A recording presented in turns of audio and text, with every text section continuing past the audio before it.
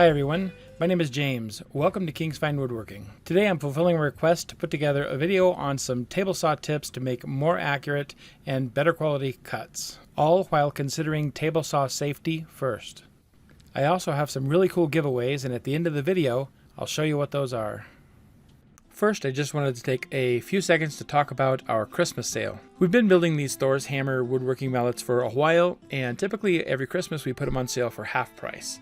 This is the first year, however, that we're making ones with a laminated head with multiple different species of exotics. And while this is our first time to offer this type of a mallet head, this is actually our last year to offer the half price sale.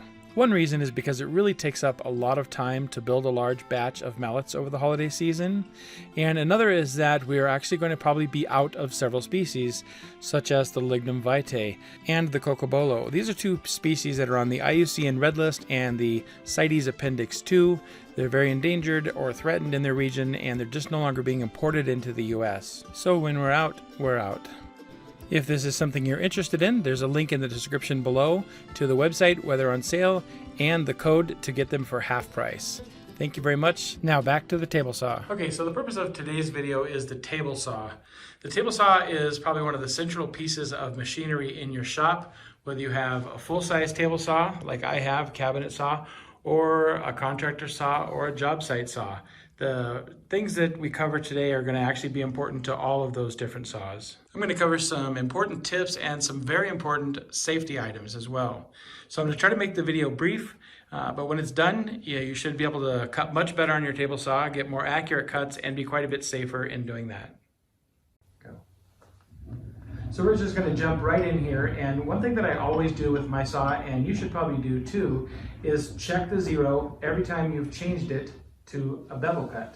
Almost all saws have a stop inside of them, so when you crank it all the way back to zero, it should stop at zero. But what you'll find is over time, quite often they don't do their job like they're supposed to. So I always take a square. It only takes a second. I keep one nearby, and I check the squareness of the blade before I start. I can't tell you how many times I went to build a project and I've ripped a bunch of wood and started doing my assembly only to find out it was a half a degree off because there was dust between the stop and the stopping point on the saw. One more thing about this is it's pretty common for people to carry around a little pocket-sized square like this. And you think you can check square on the blade like this accurately, but you really can't. Most of these table saw inserts are a little bit flexible, and if you have something that's short, a short leg on the square, you're really not going to get an accurate reading. Your square needs to be covering a large portion of the cast iron. So I always pick a larger square than what you think would be needed, and I try to get a Machinist square. The exact brand isn't necessarily critical, but I try to get a Machinist square where it covers a good portion of the cast iron and then up on the blade as well. And raise the blade all the way up, that way you get a more accurate readout. So squaring the blade is the first thing I would do when approaching the table saw. So next I'm going to talk about the operation of the saw itself here, and everybody who buys a new saw gets a blade guard. You know what a blade guard is, so I'm not going to go into very much detail about it. If you can use a blade guard, you should use a blade guard. I don't show me using a blade guard very often on video, simply because I like people to see the cuts and see what's happening.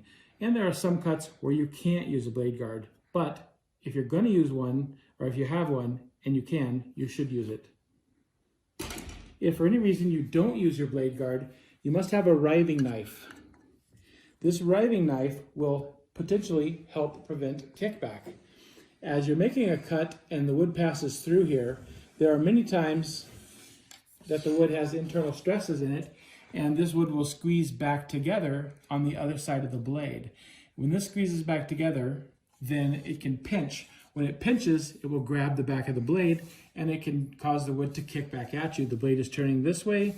If the wood's grabbing the blade, the wood can come back at you with tremendous force. So having a riving knife is going to minimize a lot of kickback. It'll even prevent some kickbacks. There's actually a lot of people on YouTube who say this is a kickback preventer, but be careful. Just having a riving knife will not prevent kickback. It just minimizes it and can eliminate some of them. But at any rate, it's an essential piece of hardware. You must have this on your saw. If you don't, a riving knife, because you have an older model table saw, something you bought used perhaps, then there's a thing called a splitter that you can take your insert plate or put a new insert plate in, and you can put a splitter in the insert plate. This video, I'm not really going to show you how to do that. There's a ton of videos on YouTube that will show you how, but just consider that. And if you do have a riving knife, of course, make sure it's in place. One of the most important pieces of equipment now, safety equipment, is a push stick. You don't always want to use your hand to push the wood through. Everybody on YouTube has a different opinion on when to use a push stick. There are people, I think, Stubby Nubs, James Hamilton, he likes to say spread out hand. That's perfectly fine. There are a few YouTubers who say 3 inches. You need a push stick. It's sort of what you feel safe with, whatever is safe for you. My rule of thumb is don't make a cut that isn't safe, whatever you do. For me personally, somewhere in this range, maybe about a hand width, I feel pretty safe pushing my hand along there without a push stick.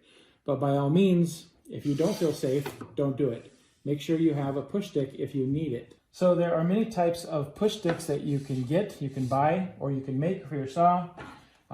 Something like this, pretty common push stick. It basically allows you to hold the wood down and push it past the blade safely. That's one. This is a push stick that I see a lot of people using, even some people who are very talented woodworkers, and personally I hate this push stick. When you push a piece of wood through and you have a push stick that just has a small bite here, or worse yet, one that even has a smaller bite than this, all you're doing is holding down the edge of the wood over here. Okay, when you take a look at the mechanics of the cut, when your piece of wood is first entering the cut, the table saw blade is effectively pushing down on the board as the table saw blade rotates. You can see it pushing down in this orientation. When your piece of wood progresses and it gets to a point where it's towards the back of the blade, as the blade rotates, the blade is attempting to throw your piece of wood up into the air. Now, when it does that, of course, if it manages to get your piece of wood up, it's going to rotate and throw this wood back at you. And the problem with this type of a push stick is you're only holding it down back here. You don't have much moment here, and this can throw itself up. And I've had a piece of wood fling back and hit me when I first started woodworking. And since that day, I have never used one of these again. I hate these push sticks. I keep one around for demonstration purposes. I teach a lot of woodworking. I don't let any of my students use it, and I recommend that people don't use these. You, of course, are free to do what you want, and other people apparently seem comfortable with them, but if it's not holding down this wood, I hate it. Now, here's something you can just make.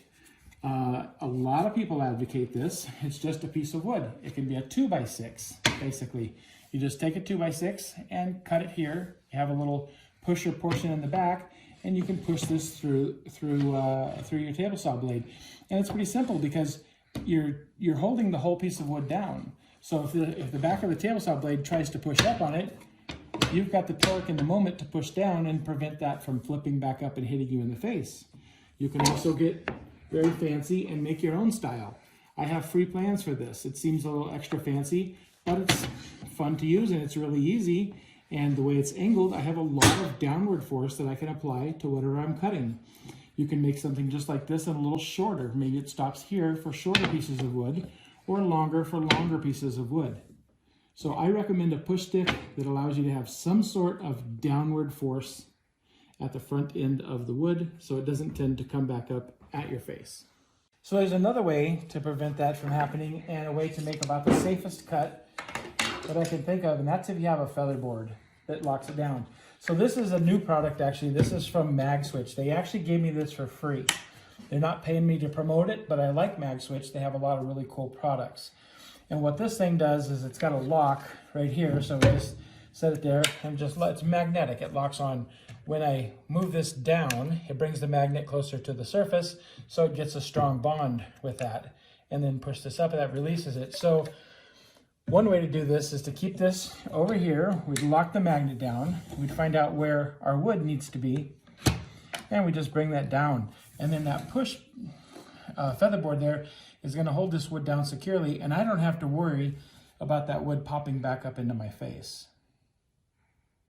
There's another big benefit of a downward pushing featherboard, and that is oftentimes if I have a dado blade in here, or I just want to make a groove, but I want my groove in my board to be a uniform depth. So once the groove is in, if I turn it over and drop a board in it, I want to know it goes down to a specific uniform depth. And when you're running the board over the table saw to put a groove, quite often the board will come up and down a little bit, and your groove will not have a consistent depth. That's especially important like if I have a dado that I'm cutting out on the edge, right at the edge of the board.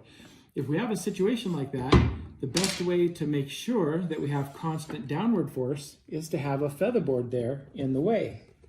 And then whatever our groove is, when we push this through, this will give us constant downward force. So our groove ends up being a uniform thickness the whole way. So it's a safety tool, and it also has a really convenient feature in that it allows you to make better, more accurate cuts. Okay, before I move on to something else, I just want to talk about the Magswitch stuff for just a second. So this isn't a sponsored video. They didn't pay me to make the video, but I want to talk about these. They sent me these things for free. These are new products that they're coming out with. They actually ship in January. They have a pre-sale on these things at this point, and there's actually a big discount in the description down below in the box if you're interested. But they're really cool. I've had a couple of weeks to try these things out. And they're really amazing. Friend of mine, Andy Klein, a really good friend, he's another YouTuber. He's an inventor. He designs the most amazing things. And he worked with Magswitch for the development of these products. And all of these products make the table saw safer, and they make it easier to use, and they allow you to make more accurate cuts. So I'm just going to talk about them briefly as we go through this, but I wanted to mention that if you're interested in these products specifically, I'll have a link to them in the description below, with a coupon code where you can get a discount before they go on sale. And full disclosure, I do make a percentage of that sale as a commission. That helps support the channel. Of course, I think it's a fantastic product, and Andy's a great guy. I wouldn't mention it if I thought they were junk. But I'll kind of show you what they can do as we go along. Let's talk about one more important safety feature, and that is featherboards. Everybody has, or has seen at least, featherboards. And this is probably what you're most familiar with. This featherboard is just fine. There's nothing wrong with it, but it takes a while to set up, for example. So once we set the featherboard up, it's good and it works in a specific position. But if I wanted this to cut over here, you can see that a featherboard like this, I'm already at the limit of what I can do. And then of course, it takes time to set up. We've got to put these into the track. It's not ridiculously hard, but put these in the track, and then we have some flexibility with what we can do. But our range of motion is really limited with a featherboard like this. Featherboards, however, are really valuable because a lot of times you need to make a cut and you want this to be held accurately against the edge of your fence, and this is one way to do it, a great way to do it. This is obviously Magswitch's featherboard here, and this featherboard is great because it works anywhere on the table. It has a lot of uses, but we put this into position here, give it a little bit of pressure, we lock that in, and that holds the wood securely. And this can protect you from kickback. As the piece goes through here, if the saw is trying to kick back, not only does it hold it snugly here, but these pieces don't want to let the wood shoot back at me the way the featherboard fingers are faced. So this is a handy tool to have. One thing that's really cool about this one, which a lot of them won't do, is I use it on the table saw, but it works perfectly on the bandsaw. So the table saw, I was using this side. On the bandsaw, I'm going to use this side with my fence over here. Same basic thing. We get it to where we want. If I'm going to rip this piece of wood here, get this set up, we'll put this in position. I'll move it over and tighten it down, and there it is. Now I can make my bandsaw cut. So this is a handy tool to have in a lot of different areas. Okay, one final use for this tool, the way it's been designed. I don't know if this was Andy's idea here or not, but it's fantastic, and I've already used it a dozen times. If I want to put a groove or a dado in a board, and I want to get a specific width, but I don't necessarily want to get my dado blade out because I want something very precise, like if I'm trying to make a miter bar that goes in the slot, I need a specific width. I can use this tool here, we'll lock it down, and I can use this as a stop. You can see how that works there. And I can adjust this stop out more or in more. You can see that moving. And it's got two stops. And I'll show you the advantage of having two stops for something like this. I can make my first cut here, for example.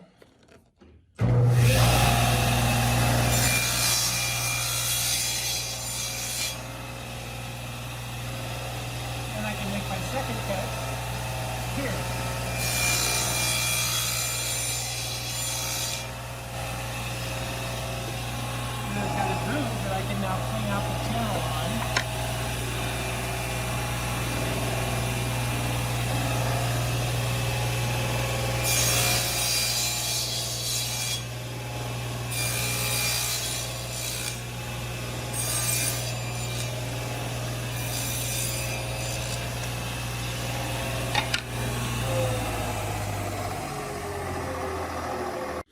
Okay, so we've created a dado of a specific width, but if I'm not happy with the width or I need to adjust it, then I can use this micro adjustment here and make it a tiny bit wider. And a very precision adjustment. I can adjust it down to the 1,000th of an inch and we can dial in a dado to something very exact. This is a very handy tool to have for a table saw. Another must-have for a table saw in order for your work to be accurate and safe is some sort of a dial adjustment jig here.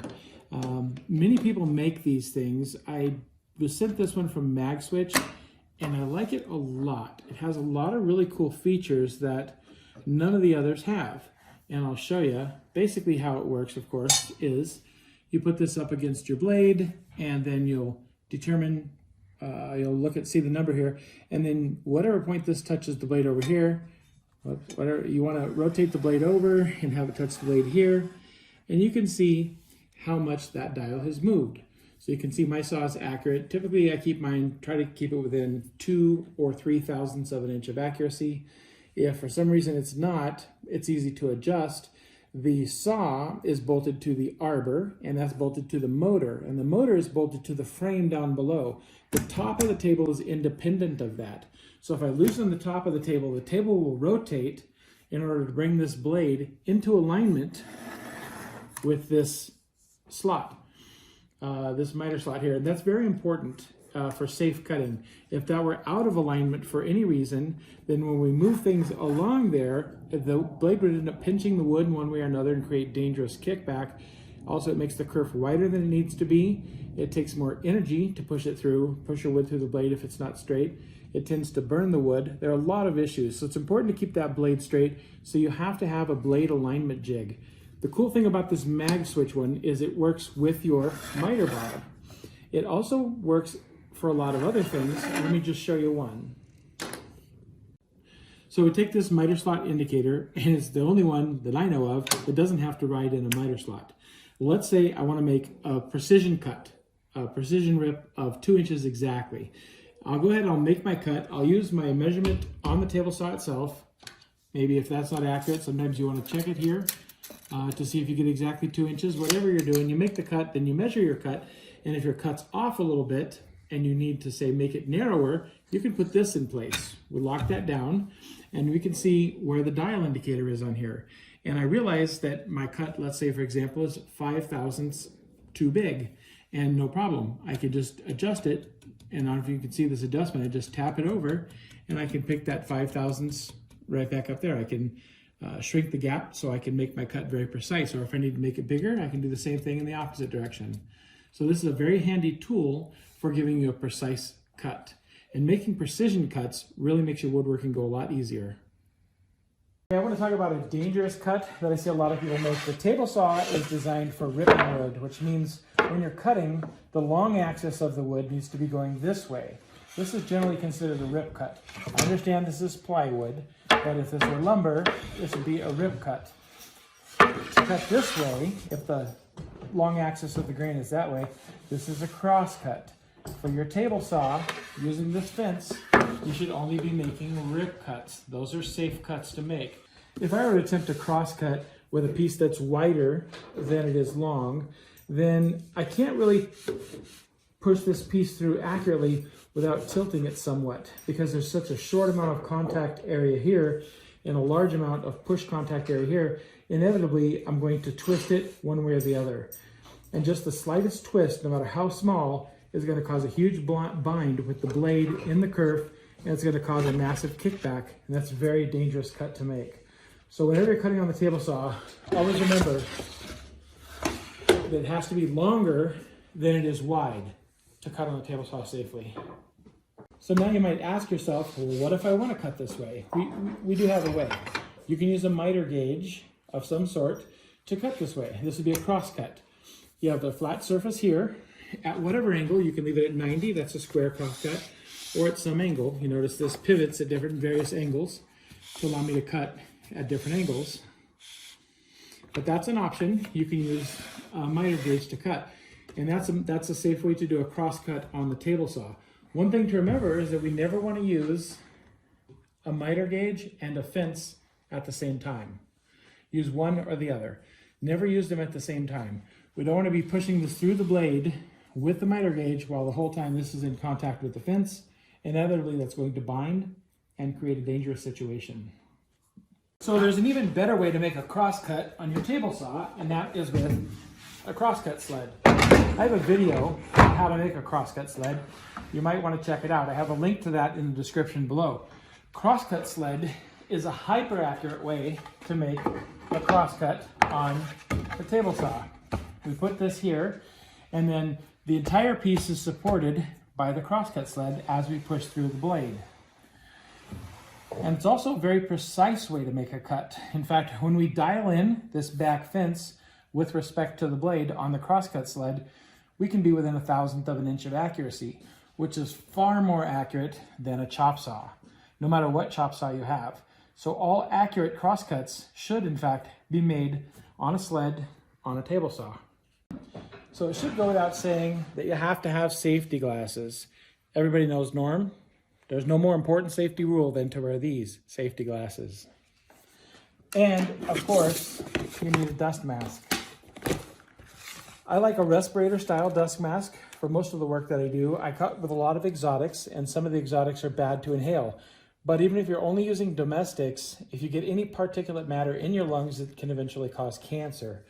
Your standard regular air filter dust masks, the paper kind that you buy, filter 95% of the products out. This filters 100.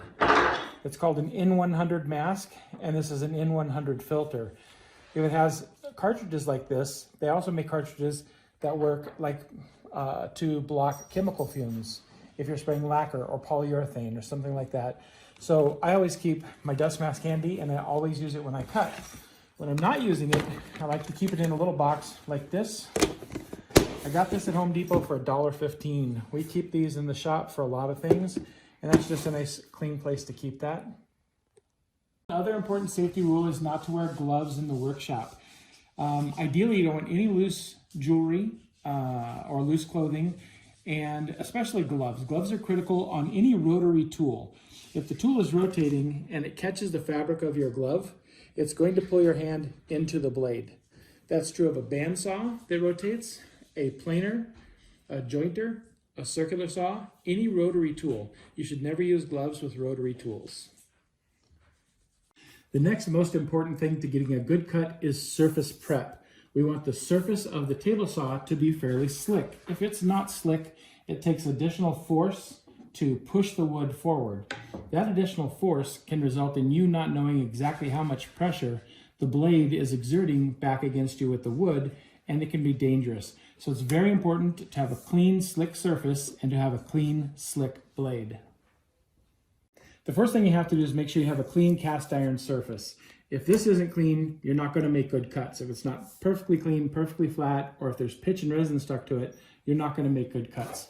I typically use acetone to clean the surface of my saws with. Acetone's great. You can buy it at a big box store, like say a Home Depot or a Lowe's, and it works great for this. It dissolves the pitch and resin, and it's a great first step. I don't store the acetone inside because it's very flammable. I keep it outside on a concrete patio, away from my house and away from my shop. Everything in my shop's wood, so it's combustible, it'll burn easily. So just use precaution when using this, but this is a great product for cleaning the surface of the saw. If your saw is dirty or has rust spots or has parts that you can't get off, this is the best product I've ever found. This is actually made by Boeshield. It's good that these guys don't sponsor me. I don't get anything if you go and buy Boeshield. I just recommend it because it's a good product. This product, rust-free, is like a miracle worker on cast iron. We can spray this stuff on cast iron, and it really, really cleans it. It dissolves the rust. It takes away marks, stains, all kinds of stuff on the cast iron. Anything that's stuck or has problems, it fixes it. So if your table saw surface is bad, or if you have an old saw and you need to restore it, I think this is glue I had stuck here, but an old saw and you need to restore it, this stuff is fantastic. I don't know if you can see how well that's shown up on camera, but that's really no effort on my part, just a rag and just this solution right here, and it's fantastic. Okay, so once you've cleaned the surface, you have a lot of options. You can buy paste wax pretty much anywhere. Johnson's makes one. I don't have it because my Home Depot stopped carrying it, but this is made by, I don't even know, this is made by Howard. But just general paste wax. You can take paste wax, put a little bit on a rag, spread that onto the table surface, let it dry, and then buff the excess off. That's going to make the surface a lot more slick than if you just leave the plain clean cast iron, which is going to make for a much better and safer cut. Okay, so there's a product that's a step above this, and this is made by Boeshield. You probably see this in a lot of stores, woodworking stores as well. They make a blade coat and a glide coat. One is for the blade, one is for the cast iron surface. Now this stuff works great for the cast iron surface because it has a molecular attraction to the cast iron, so it will stay on the cast iron much, much longer than this. And it won't have a tendency to wear off as quickly, and it has the added benefit of being even more slick. So the coefficient of kinetic friction is even lower, so the wood will slide with even more ease, giving you better control of your cuts. So I would recommend this if you have the budget for it. I think these are about 20 bucks a can, somewhere in that range. And this is probably $10 or $15 a can. I'm not sure what the equivalent is, but you get one can like this and it's gonna last you for a couple of years, so it's not a big ticket item. And finally, the best product I have found is this Boeshield T9. I like this more than I like these. To me, this gives you an even lower coefficient of kinetic friction, and it bonds even a little bit better to the cast iron. This has the added advantage of one can does everything. So this I use for my blade. Boeshield recommends using their own special blade coat, but I find this works just as good or better than the blade coat on the blade. Keeping the friction low on here is very important for getting a good cut. And then there are gears inside of the table saw. The gears that allow the blade to come up and down and allow it to pivot to the side, back and forth. All of those gears you can clean and coat with this T9, and it works great. It makes the table saw work a lot better. So I have actually stopped using this. These cans are nearly empty, and I've really used this pretty much for the last year since I found out about it and started using it. Turns out they've been around for a long time. But anyway, this is my top recommendation. I don't know how much these little cans are, but they're probably not as cost effective. I know they make a big can like this. I'm pretty sure I have one around here somewhere. And I think it's about the same price, about 20 bucks. And one can, of course, works for everything. And a can should easily last you a couple of years, maybe longer. It depends on, if you're a weekend woodworker, maybe 3-4 years. If you are out there working, 5 times a week, it probably only lasts you a year. So, but it's worth the investment. And here again, you can buy it anywhere. If I can locate it, I'll put a link in the description, but you can just look it up. You can go to Amazon. You can go to some of your woodworking stores. If you're a member of our community group, I'll put a link to that in the description below. I think there's a link for this stuff in there. So good stuff. So the next thing that you want to do is make sure that your blade is clean. That's really important. That's just as important as cleaning the surface of the saw. What I like to use is this. This is simple green. You buy this at a big box store, but you can't use the simple green that's green in color. The stuff that's green in color is actually too acidic for blades. If you take a look at these blades, you have a steel blade and you have a carbide tip. This carbide, it's a chemical compound with carbide and some other metal, but this chemical compound itself is not a metal. So it's attached to the steel with a brazing compound right here. This brazing compound is actually soluble in acids or alkalis. So I see a lot of people on the internet have decided to use oven cleaner to clean their blades with, because oven cleaner cleans the pitch and resin off of the blade. That's very dangerous. Oven cleaner is a strong alkali. It will attack this brazing compound. Over time, it will make the brazing compound weaker and it will slowly dissolve the outer layers of it. At some point in time, that brazing compound might be sufficiently disintegrated and have left enough so where this carbide tooth can fly off at you at high speed when the saw is in operation.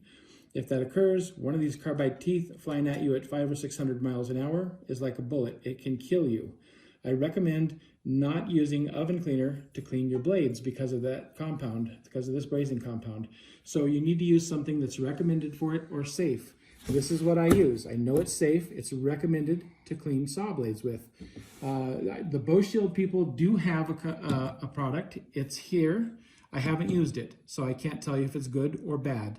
The other Boeshield stuff I do like, but I can't tell you how good or bad that is. So I recommend this. You might give this a try if you're interested, the Boeshield stuff. Also, Rockler sells a product. I don't have any left here in my shop. I haven't used it for a couple of years, but it's called Pitch and Resin Remover, and it also works really well. So those are options to keep this blade clean. Okay, finally, once your blade is clean, that's important to keep your blades clean. You know, if your blades aren't clean, if your wood isn't cutting well or your wood's burning, it's probably because there's pitch and resin built up on the blade. So you keep it clean, that's not a problem. But once your blade is clean, you need to put something on it to keep it slick so that wood goes through it easily and it keeps the pitch and resin off. This is what I used for years, the Bostik blade coat. It works fine. It actually works very good, so it works better than fine. And recently, I've been using the Boeshield T9. That works fine. I wouldn't use paste wax on this. Paste wax can't handle the heat or the friction that's generated when you're doing cutting. So one of these two is great. Like I said, they'll last you for a really long time. And that's basically everything you need to know to get your table saw prepped and ready to cut. That's really important, that all the surfaces are clean and all the surfaces have some sort of a chemical coating or compound on them to decrease the coefficient of friction so the boards slide through easily. That makes it much safer. As many of you know, we're in the middle of our Christmas sale right now, and we have these Thor's Hammer woodworking mallets that we've designed and built, and all of these things are half price right now. So one of the new ones that we designed this year is a multicolored head mallet, basically with different species of wood that are laminated together, and these are really popular. This is a limited time only for these. We're just offering, we're going to make 80 of these, and they're also on the half price sale. And of course we have all of our traditional ones like solid lignum vitae. The whole head is lignum vitae. This handle is cocobolo. These are all spoken for. These are actually getting shipped out today. But I'll put a link to the mallets, and the discount code for the mallets is Christmas50, all capital letters. I'll put a link to that in the description down below in case you're interested in getting one of these. We've got a couple of weeks before we run out of mallets for our sale. They're going to go all the way through Christmas and right up to the end of December.